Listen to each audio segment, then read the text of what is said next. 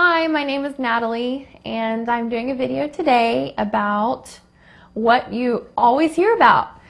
You hear about nutritionists, you hear about nutrients, enriched nutrient foods, you hear about, nutrition is something that you need for health, and all these things are talking about nutrition and nutrients, and I just want to talk today about what nutrients are so we actually know what people are talking about when they tell us about nutritionists and nutrients and nutrition. So hopefully this video today will clear up any questions you may have and you'll be able to change your diet and become healthier.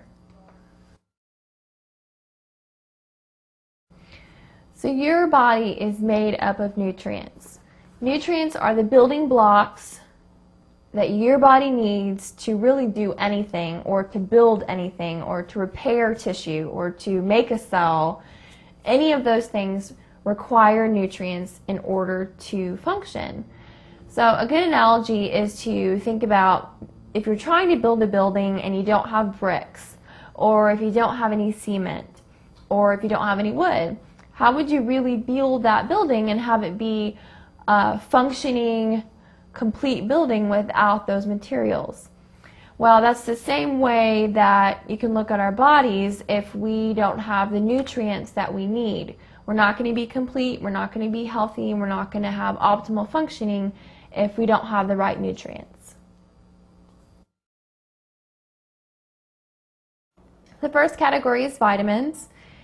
So what is a vitamin? You see it everywhere. All these products, cereals, frozen foods, packaged foods, they even have vitamin water now. So what is a vitamin? Well, a vitamin is just a chemical compound that actually aids the body in functioning. And some examples are going to be your B vitamins, which aid in energy and metabolism. Then you have another vitamin like vitamin C that is going to be important for immune function. So those are just two types of vitamins, and there's lots of different kinds.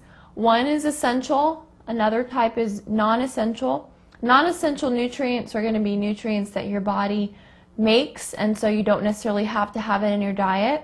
But essential nutrients and essential vitamins must be in your diet in order for you to have the best health. Otherwise, you're going to have some sort of deficiency.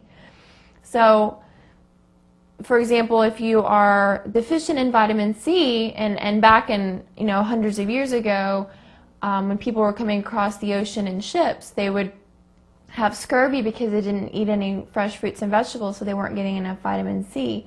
So that's just an example. If you're not getting in your diet, you can actually have health consequences and symptoms from your body not having the right vitamin.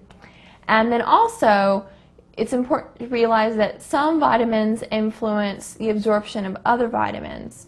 For example, now iron and calcium aren't vitamins, but they do influence the way that each other is absorbed. So if you have a low iron diet, then actually you can have low absorption of calcium in your diet, and vice versa.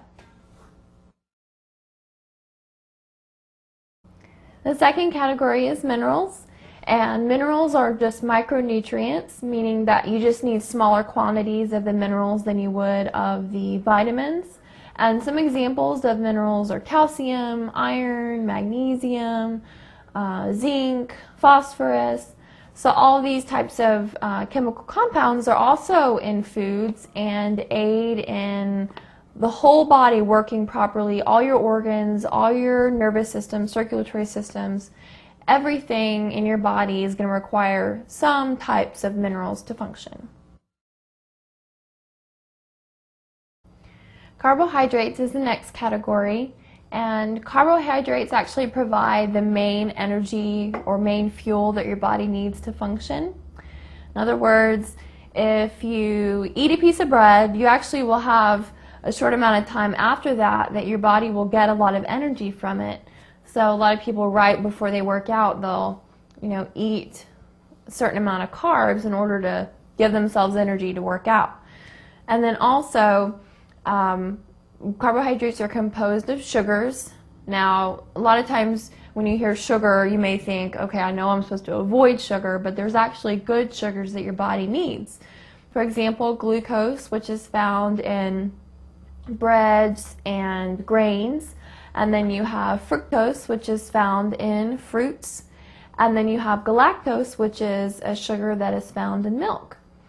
And a lot of people that are on these Atkins types diets who are limiting their carbohydrate intake, and a lot of times there's no carbohydrates in their diet at all, they actually can affect their brain function because your brain uses 20% of your energy. So you may think, oh, the first thing you would think of about using energy is your muscles working, you're running, you're doing a cardio workout. But apart from that, your brain is actually using a lot of the energy that your body produces. And so you absolutely have to have carbohydrates in your diet, otherwise you're going to affect how your brain works. Water is the next category. And yes, water is a nutrient. A lot of people don't realize that water is a nutrient. In other words, if you're not drinking water, you're actually keeping your body from getting the nutrients that it needs. So water is actually the largest component of all your body tissues. So you are basically more water than anything else. And also the brain is 90% water. So that's kind of crazy to think about. If your brain is 90% water and you don't drink enough water, then you can actually impact how your brain is functioning. And then also water is actually used to build cell walls. So it's used in the structure of cell walls. So your cell walls aren't going to be as strong as they should be if you don't drink enough water. I consider water a super nutrient. Basically, water is needed so that all the other nutrients can be absorbed and utilized. So if you don't have water in your diet and you're not drinking enough, you're not going to be as healthy as you could be. And also, water is essential for all the steps of nutrition. In other words, how effective you digest your foods, how well you're absorbing the nutrients, how well you're transporting all the nutrients, and then also water is going to impact how you eliminate.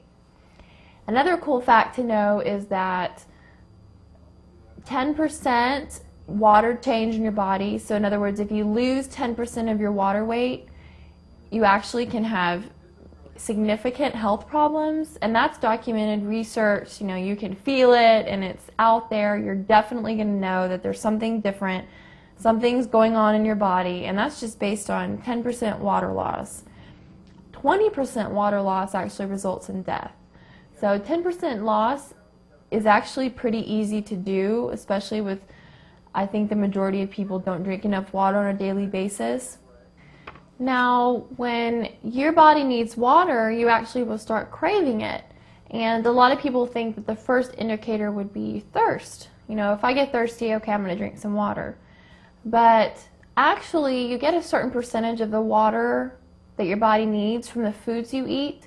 So actually, the first thing you may sense and feel is actually hunger, not thirst.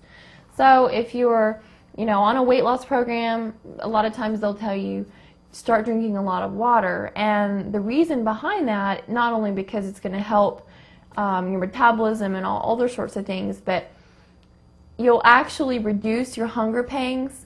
And then people who aren't drinking enough water, they'll actually eat when they're hungry, thinking that it's, actually hunger and it not thirst. And then they're getting all these excess calories just to meet the demand that their body needs for water. The funniest thing I have heard is when I tell someone to drink more water and they say, well, I keep going to the bathroom all the time. And yes, water impacts how often you urinate and how often you have bowel movements, but that should be a sign to you that water actually is facilitating your digestive process, and it does help you. So don't stop drinking water just because you don't have time to go to the bathroom. And if you're constipated, drink more water, because when you do, you actually will influence your body to have more bowel movements.